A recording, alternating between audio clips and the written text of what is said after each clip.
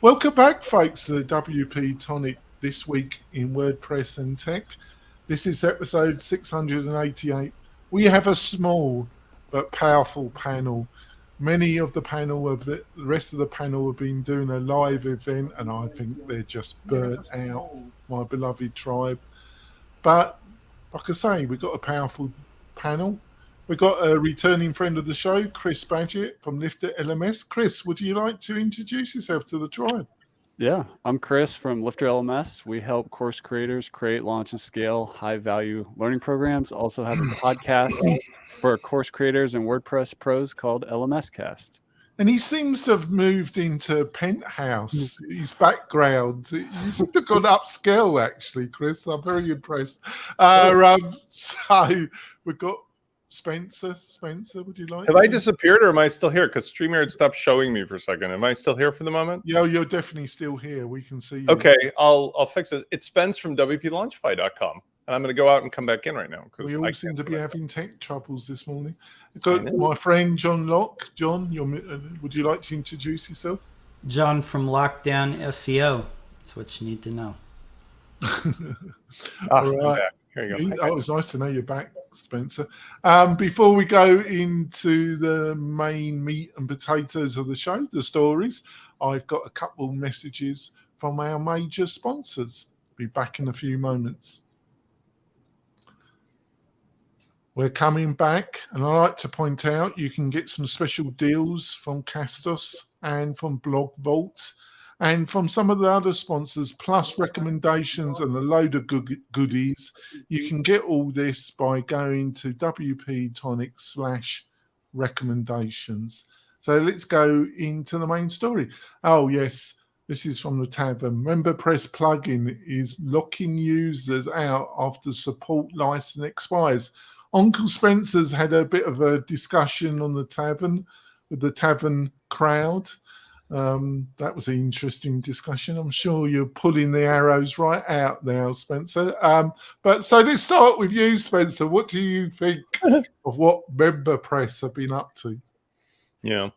So I don't know if this is just a symptom of the post-pandemic or the whole market or whatever, but it seems like we've hit the point where what's old is new again. So you're seeing a repeat of testing the market, testing consumer patience. There's an evolution. And I have a very strong opinion, and I think it's factually based about what's the cause of it. But essentially here, MemberPress is a plugin that's been around for a long time. It's one of those all-in-one singular purpose things, which quite frankly, and I even comment to it, is no longer, in my opinion, necessary. Sorry. And Blair is a great guy, great developer. There will always be an audience of people who are using, I just need a one-trick pony. But in a modern WordPress stack, my expert opinion is that everybody should use a series of plugins that all do their specialized purpose and act in harmony, like Lego blocks. Now, it's worth noting, I'm not pointing any fingers, and I even say as a condition of my comment, it would be really nice if Blair or somebody from MemberPress would comment. Their lack of commenting here is, I think, very telling as to what the real motives or purpose were. It's worth noting as well, not pointing a finger, but more of a flashlight, that Awesome Motive took a 40% investment in MemberPress. Now, we've seen from other Awesome Web products that they have a very loose definition of what the GPL is and what it means. And it seems like even though Syed is a very lovable character in our community and unbelievably successful, that he seems to be getting a pass on a lot of behavior when it comes to how members and people who pay for things are treated when their subscription ends. It's one thing if you have a SaaS company. The deal is, hey, you don't get in and you don't stay in unless you're paying. But this is a plugin. It was and still is a plugin. And to suddenly overnight just say your subscription ended, you're locked out of your dashboard when your business is running on it is something along the lines of holding my thumb to my nose and waving my fingers, because that's a complete and utter disrespect for customers. And in my opinion, speaking as a lawyer, but also speaking as somebody in the WordPress community, it is a clear violation of the spirit and the letter of the GPL, because we've seen plenty of examples over the last 16 years of people who've done far less and got, I want to say something slapped, but got spanked by Matt and others. Notice the lack of any top-down spanking going on here.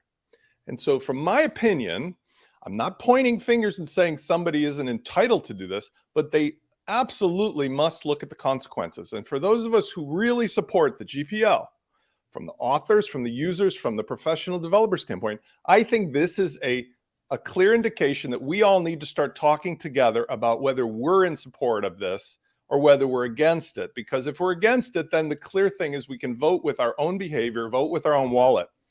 And again, I wish that Blair or somebody, even Syed, would comment on it. But I think it's pretty clear they're doing it because they want to control the money. They want to control, you don't pay, you don't play. And that's not how it works in GPL. It's, if you don't pay, you don't get updates. If you don't pay, you don't get support. It's not you don't pay, you get cut off from the code. Sorry. Right. No, sure. So, Chris, like all interesting stories, I think there's multiple layers to this story. I think the one about that you don't need member press, I think it's legit in some ways, but I think we all, obviously you have a kind of semi-competitor. Spencer has his own products. So I don't think we should discuss that one in great depth, even though it's semi-legitimate argument. I think the two main features is that I don't feel personally, Chris, it's in PR and communication terms, it's been handled in a professional way that I would want to handle it. And I think you probably would not want to handle it in that way, but I'm speaking for you. And the second thing is the whole, this is nothing new in some ways, is it, Chris? There's been other instances in the history of WordPress where we've had kind of similar circumstances. But I think if you've got to be very clear about what's going to be offered on a SaaS and what's going to be offered in the plugin, and there has to be a clear gateway. And I don't think they've got this. So I've said a lot here, Chris. What do you respond to what I've just outlined? Well, first from the PR perspective, and before I go into it, the founder of MemberPress, Blair, I consider a good friend of mine. And I do want to say I respect the right for a business owner to make a tough decision and go where they need to go. And I also can see his perspective as an entrepreneur needing to figure out monetization and figure out a way to get paid. But me personally, I would not have gone this route. I have no plans to go this route. And the healthy part about all this is it brings to the surface the discussion of the WordPress way. And what Spencer said around the spirit and the letter of the law, the best thing that's going to come from this is some more clarity around those two things, especially the letter of the law. Like, help the market understand the WordPress GPL, like basically terms and conditions of what is allowed, what's not allowed, because it is a little fuzzy. Even me as a power user, I don't fully understand it. I wouldn't have done what MemberPress did. But from a PR perspective, I've had to make some challenging moves before. Like early in the days of Lifter LMS, we moved a feature that we had for free into a paid product, and it caused a lot of chaos in the market. I got a lot of negative comments, but I also went out there and engaged and explained my decision. And I think that point about being present in the conversation is very important for a founder or from a PR or marketing perspective to do that, because brand drives demand. And one of the interesting things that is part of brand here is there's a couple layers to the cake. The first layer is like what I would consider like a WordPress insider. We're WordPress insiders, but most of the market that uses this tool, they don't necessarily know when a plugin gets acquired, who the founders are. They might not even notice or care that the prices went up or the kill switch got put in or the partial kill switch, which is what I call this. So this is really a discussion more within the WordPress community of power users and insiders, as I call it. And at that level, there's two kind of layers of brand in the WordPress space. In the WordPress insider layer, there's a lot of brand awareness around companies and vibes and how people treat each other and their customers and stuff like that. But then there's the broader just brand perception from the market that's not necessarily super into the WordPress ecosystem. And this is a challenging moment for a company. So especially at the WordPress layer, having the public conversation, I think, is important. And also to your point about the history of WordPress, there have been some catalyzing events like the thesis theme a long time ago, or was that what it was called? Yeah, with Chris. Yeah, the whole. Yeah. That was like a moment to figure out like where do we stand as a culture? What are the rules of operation here? And I don't think MemberPress is actually the first to do this. I think there are some other automotive related companies that have a similar thing going on. And I don't know if this is accurate because I'm not a Power Elementor user myself, but I've heard that Elementor Pro has something similar to this. I would want to check that for accuracy. Not to my knowledge. Elementor was the first one that went completely off the ranch and has the phone home mechanism, which means you literally speaking to their server. They only got away with that because they were over 4 million, 5 million users at the time, and they obviously were intending to leave the WordPress campfire. The Chris Pearson was early days, like that set the stage for watch Matt kick the crap out of this person for even coming close to the edge. Those days are over. The last big hoo-ha we had was kind of like Woo themes with forking Jigo Shop, and they did it legit because they hired the talent. This is different because this is a overnight change the rules on a plugin and just go not listening, not talking to you, and maybe there's not a large enough audience to care. But I think the existential threat to the rest of us who are in support of GPL is if we keep allowing exceptions to the rule, and if Automatic demonstrates they're not willing to say anything, what does that mean for any other author in the space who plays by the rules? Everybody has to start cheating a little bit, because how can Automotive get away with locking everything out and turning it into a SaaS product when it's a plugin, but the other authors have to go by the ridiculous rules of like, oh, we have to play like with, everything is to be taken from us at any moment, and we got to get the, etc. You see what I mean? Like it's like a microcosm of our society. The super rich and wealthy get all the exceptions in the tax code and all the favoritism and all the and the normal people are like, let's tax them more. And that's not what this is about. I mean, and I'm the last guy. I mean, I'm not like Mr. Let's raise the roof on GPL, but like it has to be level or not. One quick thing, because I think John's going to jump in here too, is there's also a nuance that I think is important as we have this public debate. And I think it's actually really cool that Jason and Kim over at Paid Memberships Pro just published an article about how they're on the other side. So this is a great opportunity for us to figure this out as a community. Yes. So that's cool. But the other nuance here that's part of this conversation is around contribution. So, and WordPress companies need to monetize. MemberPress does not have a free plugin. Blair, the founder, does have some other tools like Pretty Links, which has a free plugin. It's extremely valuable. He gives that to the WordPress community, and he has a pro version with more features. But certain tools don't have a free tool. Some tools like MemberPress or LearnDash are premium only. And so how is that different, based from this idea that's big in the WordPress community around contribution, whether it's free software, free support? I do understand. Before I put it over to John, I do understand where you're coming from, Chris, and I really don't want this to come across as a kind of witch hunt against MemberPress. I really, really honestly, Blair's been on my podcast. He seems I don't know him to the extent that you know him, Chris.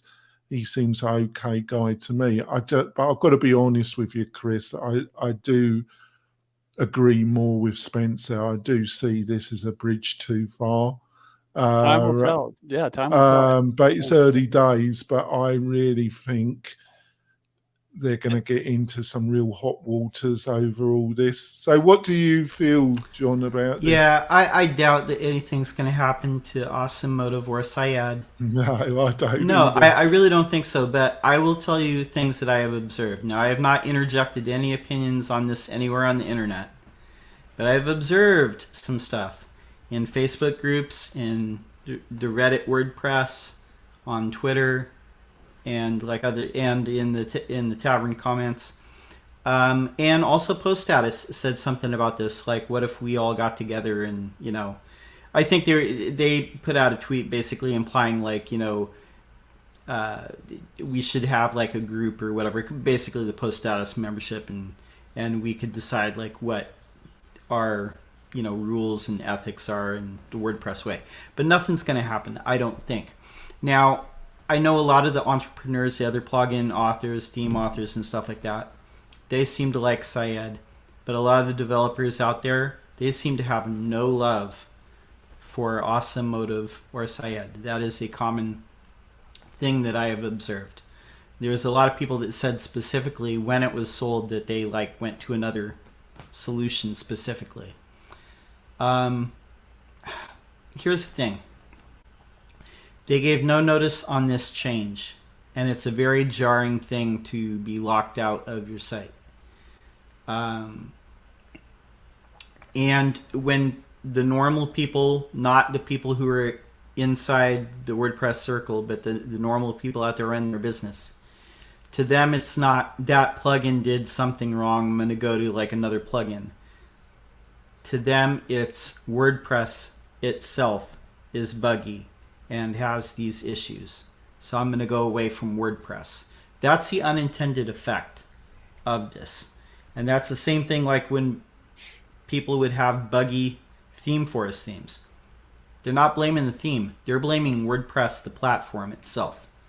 So that's just what I've observed on this. But yeah, I wouldn't have done this either if this had been my thing. Because it's not the normal thing that people expect. Yes, but John, one thing that was pointed out in the comments on the Tavern article is it's open GPL. You could fork the plugin, and that's the solution. Here's the thing: if somebody breaks GPL, I'll give it to you, Spencer, in a minute. Yeah, but give it to Spencer. But what's the penalty for breaking GPL? Is there one? What's going to happen? Nothing. That's my point around not having. If you don't have a free plugin on the repo, you're more outside of the realm of regulation, I guess. Yeah, I want to. Okay, so this is where I want to bring this full circle, because this is exactly the point. First of all, let's clarify a few things, because I think it's important. I was very careful, which I usually am not, because when I get riled up, I start swearing and everything. When I commented on this one, I very clearly said, because I've met him through WP Fusion, otherwise Blair, this has nothing to do with Blair as a person, a businessman, or anything. It's not even about Blair at all. I think I can see for myself, and people can judge, where Blair is in an awkward position. He clearly has a significant investment from Awesome Motive. So if I am pointing a finger, it would be there are powers that be from Awesome Motive that say, we need to gather all of our assets into an under-controlled situation. And since this is not a SaaS yet, the next best thing is to treat it like a SaaS, getting very close to that Elementor, like, how far are we going to go? However, I want to be really clear about, where is this going to go kind of situation. If I cared, I could just take their plugin and I could post it for free. And I would be 100% within my right. And what an a-hole I would be to do that. Fine. Hey, premium member press members, I'm going to just take this plugin. I'm going to continue to post it for free, and I'll remove the bits and bobs that cause this thing to get you locked out. What a Robin Hood hero I am. But you know why I would never do that? Because that's like spray painting graffiti on your neighbor's garage when you've got a garage. And doesn't that same logic apply to them? They could have given everybody a notice. Hey, wonderful, loyal members, we're going to give you 6 months or a year of grandfathering, and then we're going to change this into a SaaS product. Or, hey, can we talk about the fact that we're trying to improve our business? Or, hey, we've got this lemonade made from the lemons that fell off the tree, and what do you think about it? But instead, they sort of said, F you, we're doing this. We're not going to say anything about it. And by the way, we've done it 6 times before, so you figure it out. And I really take issue because I don't want to make ad hominem attacks at anyone or any business because it reflects back on me just the same way. I have to bend over backwards in this community because I'm a very outspoken person to be outspoken but respectful of, like the Sopranos, right?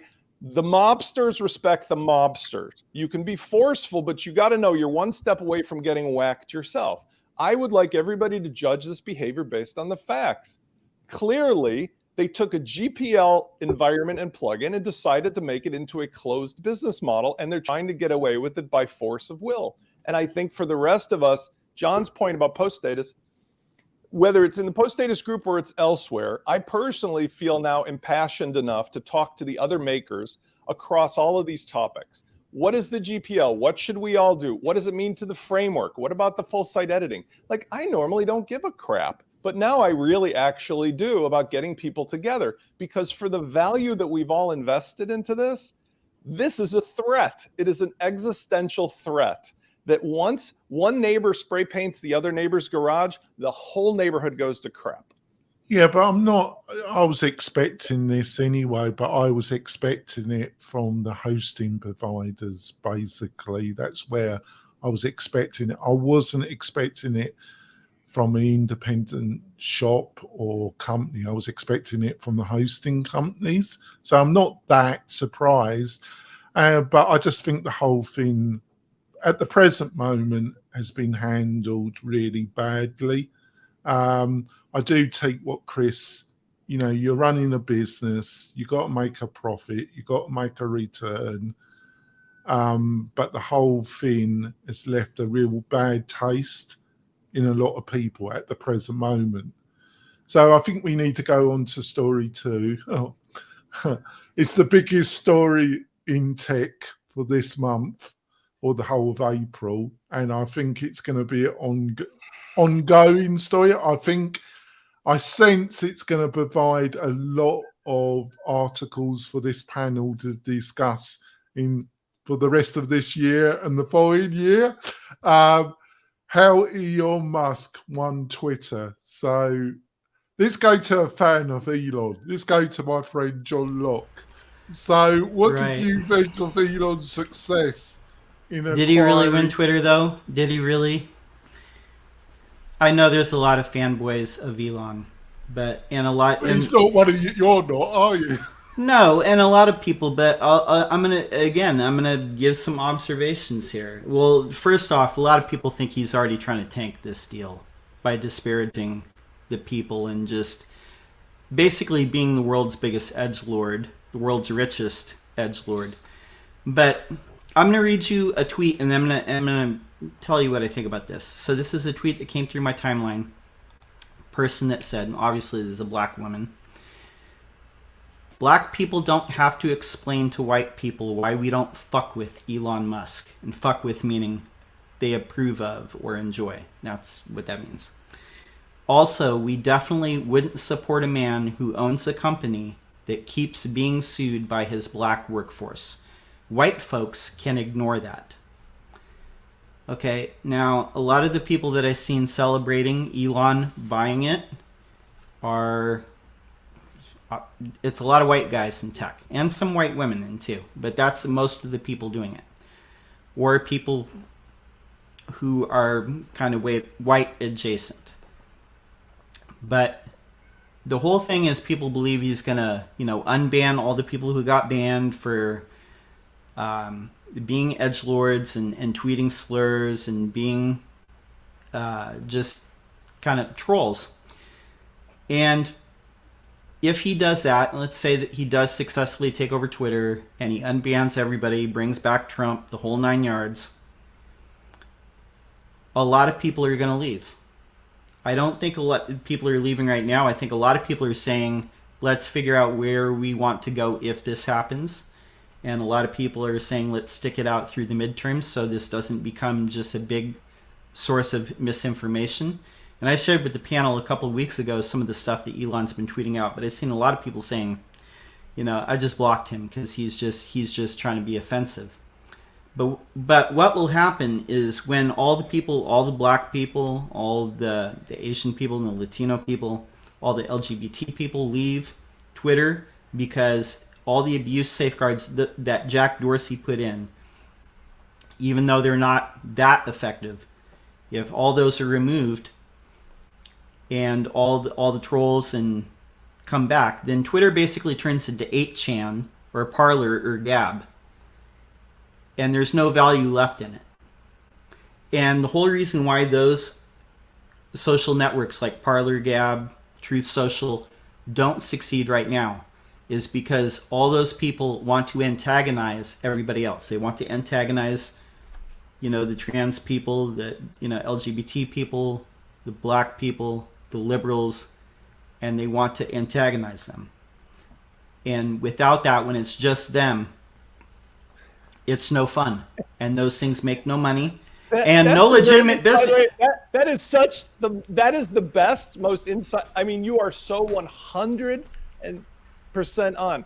Without anybody to bully or antagonize, they got nothing. Nothing. They're talking to themselves. Well, that's the contradiction of democracy anyway, isn't it? You can't have a real democracy, if you've got no real alternative. That's just a parlor game.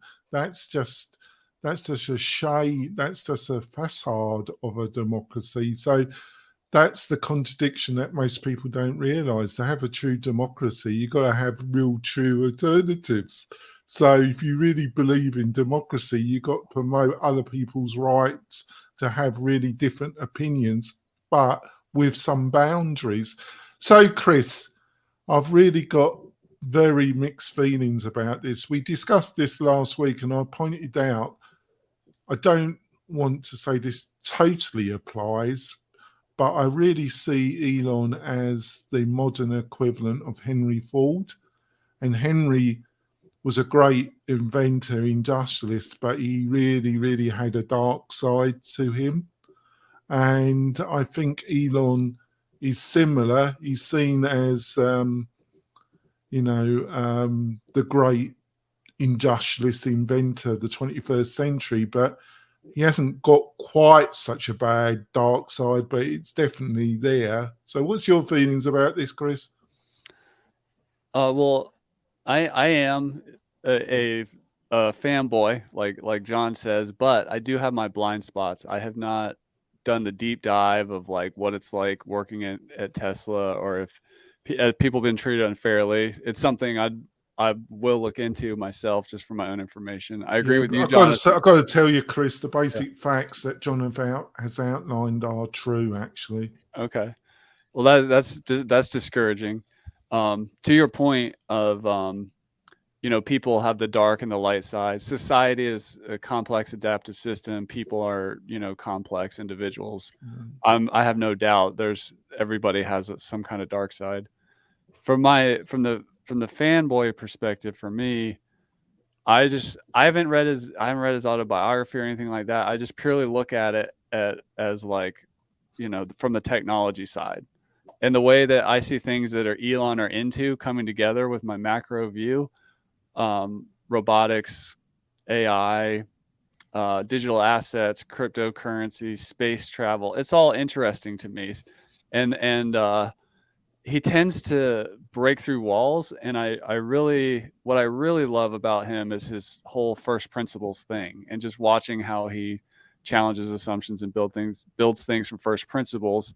And I think that social media has some blind spots, like Twitter, that could be rebuilt from a first principles perspective. And I do want to add that I think Elon made some comments about the law. I wish Morton could be part of this conversation, because I wish he would come back on the show a bit more regularly. I'm trying to encourage him, but I think he's still taking out the arrows from his confrontation with Matt Manweg. So he's still trying to heal those arrows, really, Chris. I think the idea of censorship or deplatforming and free speech, the tech company needs to operate within the letter of the law, and that's where it's just hard. Like, and how do you protect the people while also having free speech thing. And this is where I think there's an opportunity to do better. I mean, John paints it like it's going to all fall Yeah, apart. but Chris, it might. But yeah, what if there's a way to do it and Yeah, legally not have the hate and the stuff that still gets banned? Yeah, and but blocked? isn't it? Yeah, but I think there's 2 points, and then we'll probably go for our break. There's 2 points here, Chris. There's the point at John and Spencer. It is the drama, it is the hate that makes Twitter Twitter. So when you remove the hate and the drama, but who would you bring back? I mean, that would make Twitter a better place. It's just like the WordPress way. Like, what is the criteria for banning or deplatform? Like, can we look at it somewhere? Can we see it? Can I throw another idea into this mix? Because Yeah. the philosophical, like, societal consequences are one thing. I just want to remind everybody. Number one, we're in a world where money is dirt cheap. He's got a net worth of like 263 billion, the richest man in the world. He didn't pay cash for this. He borrowed the money. Now, you know how the super rich stay even richer? Is they borrow against their perceived wealth because it's non-taxable. He just went through a year where he got his ass handed to him to have to pay 11 billion in taxes, unlike Bezos. So if you were Elon Musk, just forget all the societal, think business. I get $263 billion of net worth. If I borrow 45 billion, I have a way that now I have an asset in Twitter that clearly the hate groups and the GOP and everybody else want. And that if I buy it in this controversial way, will get so much attention that as soon as the deal is done, number one, the thing will go up in value. Number two, I can keep borrowing money against the asset value of this and not pay tax on it, not make the mistake.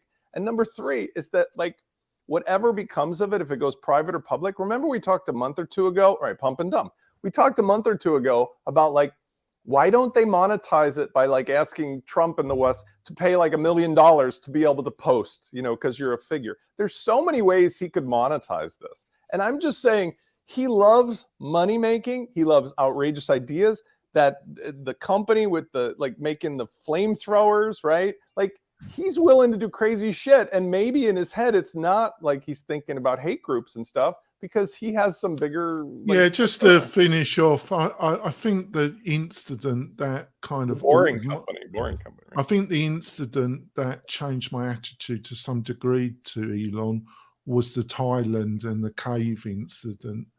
I think that was also a bridge too far, where he actually went out of his way and slandered publicly the rescuers of the children that got trapped in Thailand, and said some things that were absolutely outrageous and unwarranted. He called the guy a pedo, and he tried to get a journalist to call the guy a child rapist. This is a really great guy to be the CEO of anything.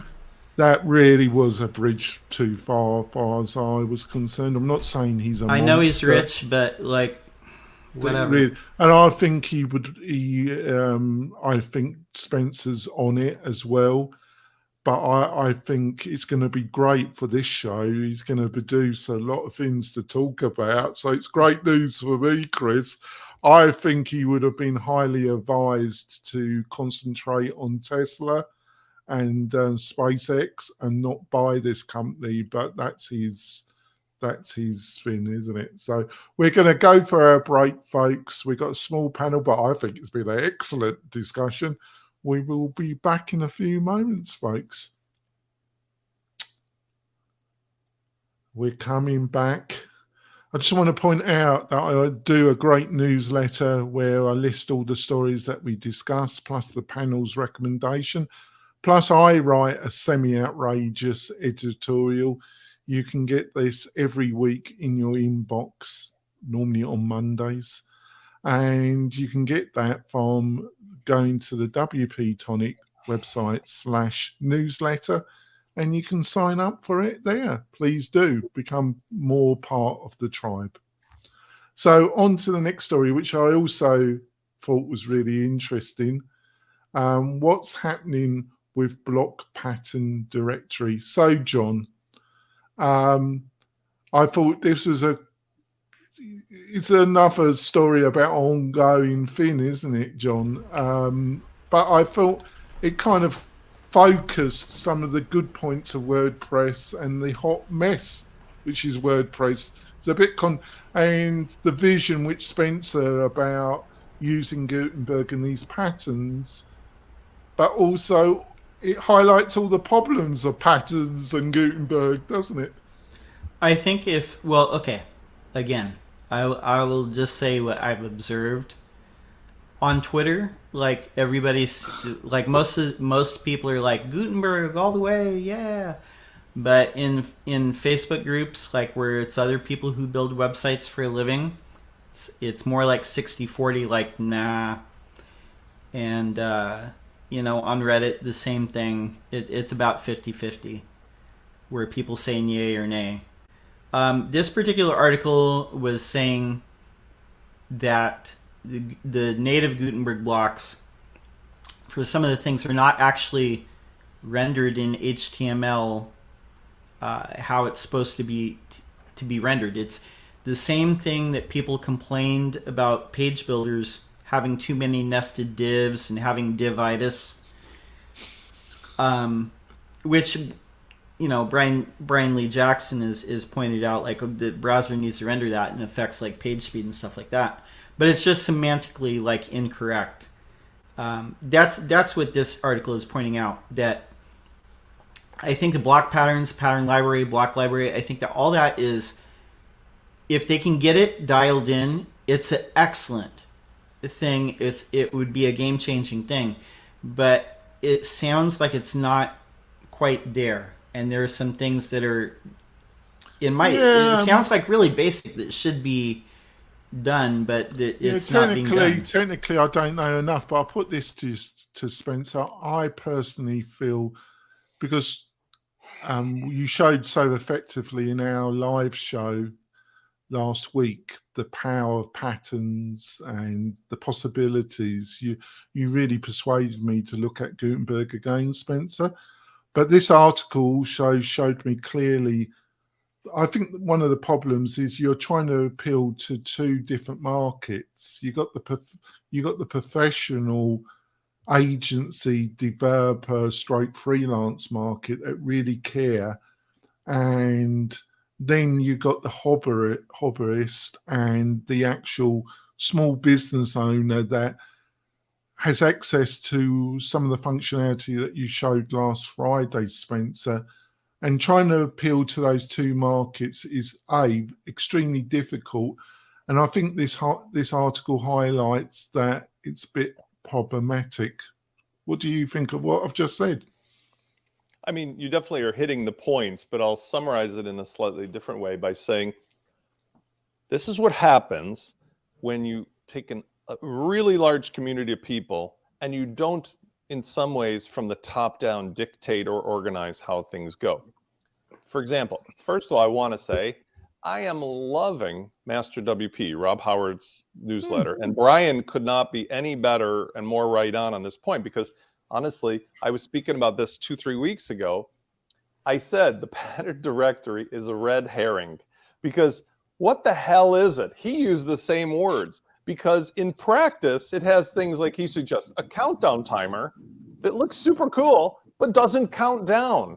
And then inside of it, it's built by using divs instead of ordered lists and all kinds of stuff that are like rookie moves, right? So by letting anybody throw anything in there without even an understanding of, like, when you put that thing onto another theme, it's going to inherit all kinds of weirds.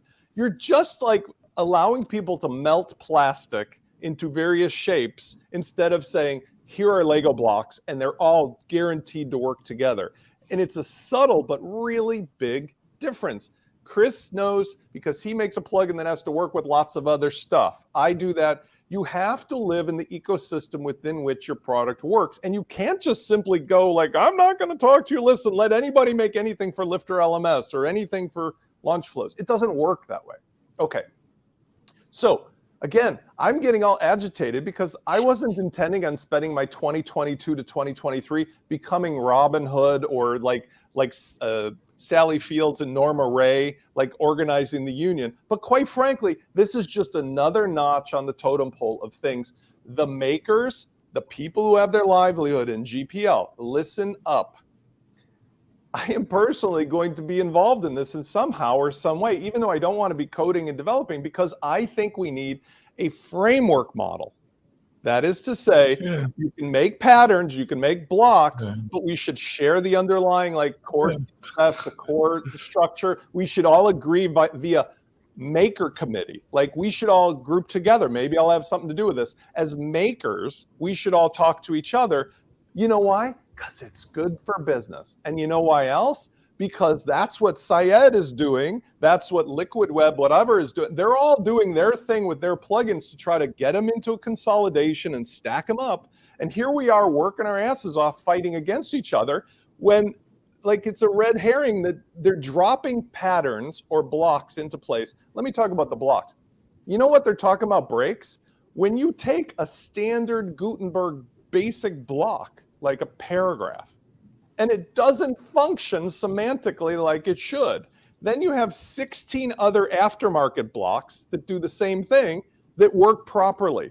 So what the hell is somebody supposed to do when they type in /paragraph in Gutenberg, and there's this one and 16 others? Can I ask a question? Can I ask a question before I throw it over to Chris? Yeah.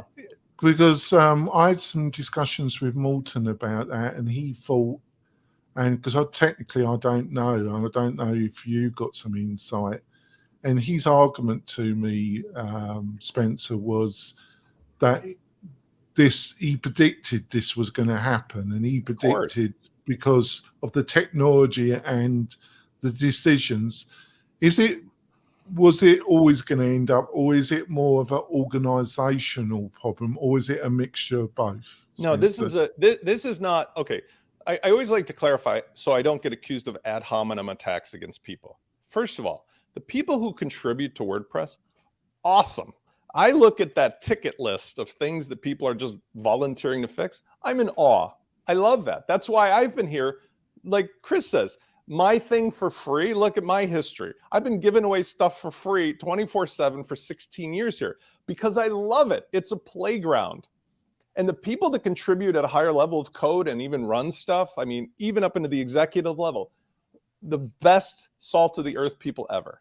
But you can't run an army without a top-down structure or hierarchy. You can't allow a large enough group of people. This has been proven psychologically in experiments with animals and people.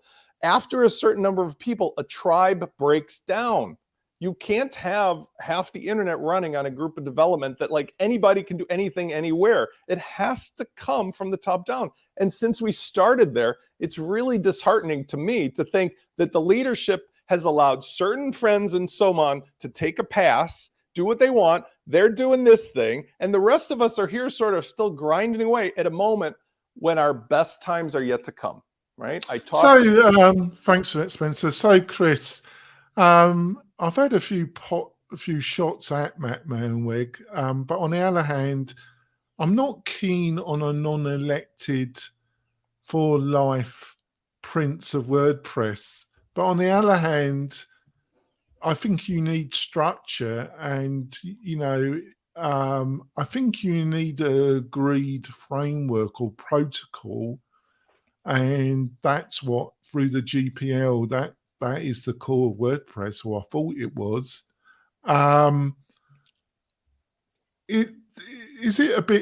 Does it need a bit more structure and a bit more focus? Is it a little bit too Wild Westy, if there's a word like that? Too Wild West in style? Does it need some kind of open, I don't know, because the only problem with that is people point out, look at what happened to Joomla and Drupal, how that ended. It didn't exactly end that well. You end up management by committee. So it's a bit difficult, really, isn't it? Yeah. The whole kind of argument between the cathedral and the bazaar there's actually a middle way that we need to find. And I think Matt Mullenweg, you know, it's not that he's all in on the bizarre and the Wild West, and there's no attempt to you know, to provide some standards, some structure, and that kind of thing. But there is a lot of room for improvement. I've recently gone through a big design process with Web Dev Studios on some new stuff that we're working on, and it's fantastic. And through this process, probably everybody on this call is a better designer than me. But now I have a much greater. Don't bet on it. Well, you were on the fence, Jonathan, but I threw you in just for kicks. No, my degree was in graphic design, actually. Yeah, but what I've gone through is I've actually learned a lot. And there was another designer, Matthew Bumble, we worked with a while ago, that I learned about this concept of a design system. And so on one end, you have this design system, like this framework for creating coherent, intelligent, user-optimized design. And on the other end, there's this concept called atomic design, where you have this little component. And the thing here, and this is when I look at the pattern library, to me it looks like it's just plugin, the same thing as WordPress plugins, but now we're mashing up all these designs together. And you know, I think we can actually learn from the page builders that came before, like Beaver Builder and Elementor. When you start going modular and atomic and bringing stuff over from their builders, they kind of work together. They look good. There's like they're gonna be okay. Like even a bad designer like me can create something fairly decent.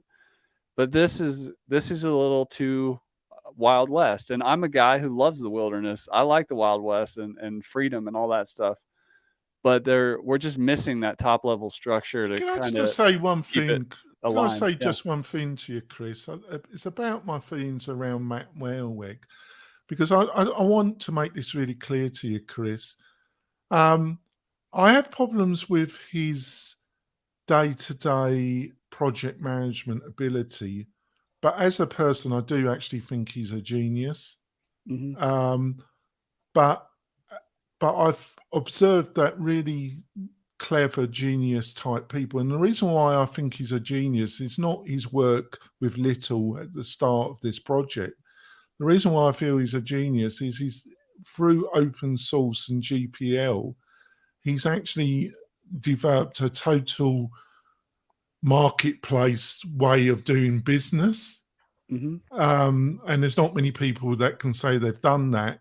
But I also think most really clever genius type in general, it's a bit cliche, are a little bit odd. And I find him a bit odd, be quite truthful, but like I say, really clever genius type people in general are a bit odd. Well, I just want to say, I mean, this is a lot to manage here. WordPress is a lot to manage, and I agree with Spencer that ruling by committee where everybody can do everything, anything is not the answer. But I think what WordPress really needs is just improvement on the team of leaders concept, you know, where things are divided up more. And not that there aren't that. I mean, they have divisions for the plugin review team and this other team for this and this, but that whole tribe of leaders kind of thing, that's I think where it's not up to just Matt Mullenweg, although he could lead the vision of it. But I think these you know, kind of leaders within the areas need to be developed and work together. All right, then. I think we go on to the panel recommendations because I don't want the show because I've got. So my recommendation. I just want to ask you: are you sure we can't talk about the Apple headset thing for a second? Yeah, sure. If you want to, go on then. Well, story 4 is these Apple. It's a difficult one. AR glasses. Yeah, because I have a quick it's take rumored. on that. It's kind of, there are definite rumors. It's like Dogs of War, where the reporters says that there's a rumor that the president is in the compound, you know. So these are rumors, but very strong rumors that Apple are producing some fabulous tech glasses. What do you want to say about this, Spencer? let Chris go first. I'll go. Oh, let My Chris take's go just on. really quick. I was looking at, the tech market has really tanked, right? And I was looking at Zoom as an example and the Zoom stock price. And I remember 5 years ago, I was like, if somebody would just, or longer than that, I think it's been like 10 years, if somebody would make something that solved all the annoying parts of GoToMeeting, they would be so successful. And then Zoom came out. I was one of their first customers, and they did that. And I'm looking at this stock being super low, like, oh, Zoom I use it every day. But then when I saw those glasses, I'm like, wait a second. Maybe this is that GoToMeeting moment for Zoom. And that when these glasses come out to the world, there's a lot of things that are going to be disrupted. Like maybe we just put the glasses on and record podcasts and meet with our team and prospects and customers and things like that. So I think we're in for some ripe disruption, and it's going to be interesting to be a part of. You could be so right, but I'm very negative about it. I think this is just I'm not saying I'm right, wrong, or indifferent, Chris. I think the whole virtual reality, AR, partial reality thing, I think when it comes to training, funny enough, when it comes to learning, I definitely feel and gaming and learning, but as outside Pacific case studies, I think it's the most overblown technology that we've seen. But on the other hand, I could be totally, utterly wrong. I mostly am wrong. So, Spencer, what did you want to say about this? I mean, I'm kind of in the same camp with what I believe Chris is speaking about. So I love the story because, remember, I don't like to say I'm always right. I'm not. But like I was saying, well, you give the impression that you feel you're always right. That does come to it. I admit to you that. I wear that one. We're talking about like things along the lines of accessibility. We're talking about the lines of how we do business now. And what Chris points out, which I feel is really a pending thing as well. I wear glasses all the time, right? I always have ear devices in too. So imagine a world where no longer do you need to be limited to what's put on a web browser on a screen and staring at it, or, like this, like always everybody down. So I'm not being rude, Spencer, but I have problems concentrating and focusing on stuff now. Look like having stuff flashing in my glasses. Okay, but hold on. Technology can work both ways. So just like picture a very simple example. We now get the benefit of talking to friends and colleagues around the world at a moment's notice on a screen that we have to stare in front of here or stare in front of here. And this, by the way, is a real problem of society because people running around into traffic or just like whatever in their car. Now, if you've got augmented reality done right, it can solve the accessibility problems. It can benefit people, like, for example, while you're driving, it literally just says turn right, like out of the corner of your eye. If you need to look something up, it could be done properly where it says you have an appointment with Bob. None of the typical problems of having to look at a screen and all the different sizes and HTML and all the blocks, it all goes away. Now, the second part of it, which I really think this is leading to, is what I talked to.